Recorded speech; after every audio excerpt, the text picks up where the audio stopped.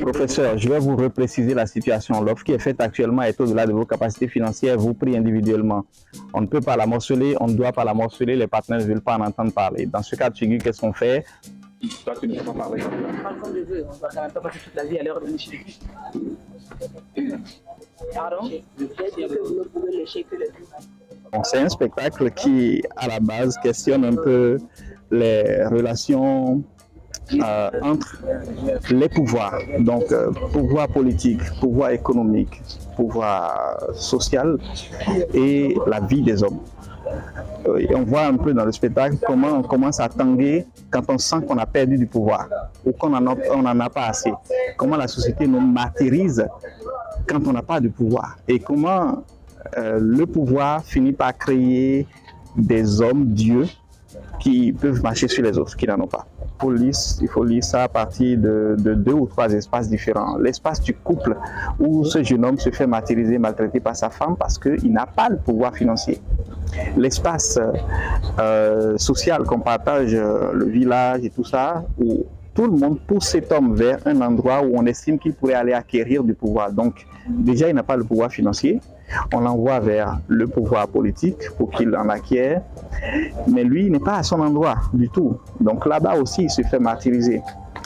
Et puis un troisième espace, c'est l'espace de cet homme qui pourchasse sa femme avec un fusil et qui se fait tuer. À la fin, qu'est-ce qui l'amène là dans cette colère? C'est parce qu'il a senti que son pouvoir social était diminué, parce que sa femme a répondu qu'il est impuissant. Vous voyez à quel point on est tenu par le pouvoir dans tous les sens. C'est pas que ce sont les esprits qui gouvernent le monde, c'est que c'est les hommes qui refusent de se retrouver face à eux-mêmes, de concentrer la part négative d'eux-mêmes pour pouvoir la faire tomber, c'est-à-dire la combattre et la faire tomber. Et c'est ça que cette femme l'a fait. Parce qu'en fait, tous ces jeux de pouvoir et de société tiennent à une seule chose, le masque. Ce que je veux que les autres voient de moi, le visage que je veux que les autres aient de moi. Et à force de mettre un masque, on finit par croire que c'est son propre visage. Et donc ce test invite à avoir le courage de descendre nos masques, de nous regarder face à face, de combattre ces masques-là, de combattre cette part négative qui naît avec le masque et de voir la propre laideur de notre visage. Pour être un géant, il faut tomber le masque. Pour être géant, il faut tomber le masque. Pour être un géant vrai, il faut tomber le masque. Oui, parce que les faux géants, ça existe. Et elle l'a dit, le monde nous pousse à faire naître de faux géants. Mais en réalité, pour être un vrai géant, il faut avoir le courage de toucher son propre masque, ou ses propres masques, de les faire tomber et de se retrouver nez à nez avec sa propre laideur. Pour moi, c'est l'expression d'une confiance énorme qui m'a été faite par Aristide Anagba et son équipe d'ailleurs, à laquelle je ne m'attendais pas. C'est une vraie confiance qu'il faut mériter.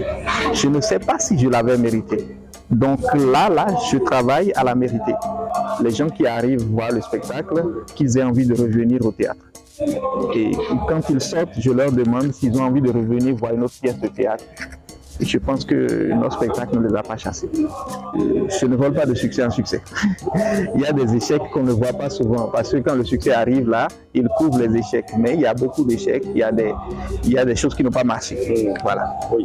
Pour vraiment parler de la confiance, c'est la mise à l'épreuve. En fait, il faut arriver à laisser mettre les gens à l'épreuve, à les laisser voler.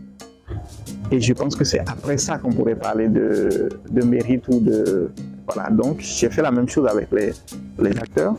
Donc c'est des gens que j'ai jamais travaillé avec Eudoxie. Je l'ai vu une fois en 2014 dans un spectacle Façon d'aimer. Et depuis ce temps, j'ai dit, j'ai envie de travailler avec elle. Donc quand on m'a demandé de venir créer cette pièce-là, automatiquement j'ai dit, ok, j'ai regardé les personnages et j'ai vu la place de Eudoxie. Nadjibat n'a jamais fait le théâtre par le passé. Donc c'est sa première, mais vraiment l'une de ses premières sorties au théâtre. Donc on a travaillé dans une ambiance vraiment conviviale, sans stress, même si au fond il y avait quand même un peu de stress, mais on ne le sentait vraiment pas, parce que c'était tellement agréable qu'on ne sentait pas vraiment le stress. Et pour ma part, vu que c'était un défi pour moi, j'essayais chaque fois de donner le meilleur de moi pour pouvoir avoir un bon résultat. Et puis Carlos, oui, Carlos c'est une confiance renouvelée. Lopez, je ne l'ai jamais dirigé dans une pièce et tout ça. Mais j'ai formé l'équipe comme ça en me disant, allons dans l'aventure, découvrir la façon dont on peut partager de l'amour, de l'envie avec ces gens qui vont venir s'asseoir pendant 1h45 pour nous voir. Ça a été l'approche. La différence ici, c'est que c'est un art vivant. C'est un art vivant et franchement, j'adore. J'adore. On a travaillé de façon très zen. Je pense qu'ils vont vous le confirmer.